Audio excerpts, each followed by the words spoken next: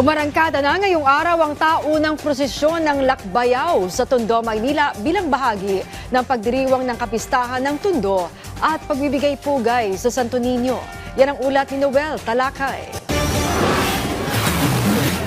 Kung akala nyo na life-size na Santo Niño yan, nagkakamali kayo. Ito lang naman si Bryce Biel Gonzalez, 2 taong gulang na nakagiliwan sa kanyang Santo Niño costume sa simbahan ng Tondo matapos isagawa ang Lakbayaw Festival.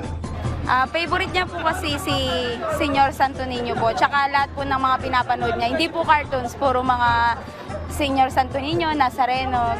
Anya request ng kanyang anak na mag-ala Santo Niño, kaya pinayagan niya ito mula sa sapatos, damit, kapa, bola at may parang wand pa itong dala. Kuhang-kuha talaga ang suot ni Santo Niño. DIY o do-it-yourself costume lang ito ayon yan sa ina ni Bryce. Katunayan, hindi pa nag-500 ang kanyang nagastos dito.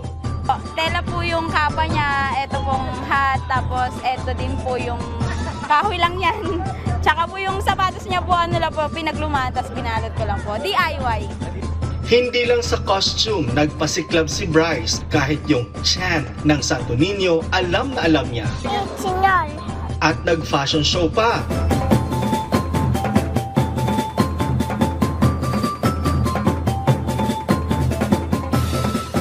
Ang Lakbayaw Festival ay bahagi ng pagdiriwang ng kapistahan ng Tondo ng Santo Niño de Tondo, kung saan ang mga residente nito ay nagsusuot ng makukulay na costume at nagsasayaw sa kalsada kasama ang Santo Niño.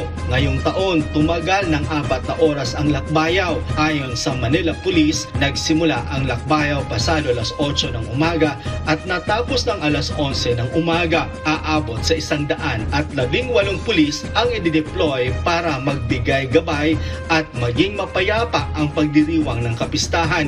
Batay sa monitoring ng MPD, aabot sa mahigit 80,000 Katoliko ang nakiisa sa Lakbayaw Festival ngayong taon. Bukas araw ng Linggo, ayon sa anunsyo ng Archdiocesan Shrine ng Santo Niño de Tondo, mayroong 6 na misa mula alas 6 ng umaga hanggang alas 7 ng gabi. Magkakaroon din ng pagbasbas ng mga Santo Niño at isa pang prosesyon pagdating naman ng alas 5 ng hapon. Noel Talakay para sa Pambansang TV sa Bagong Pilipinas.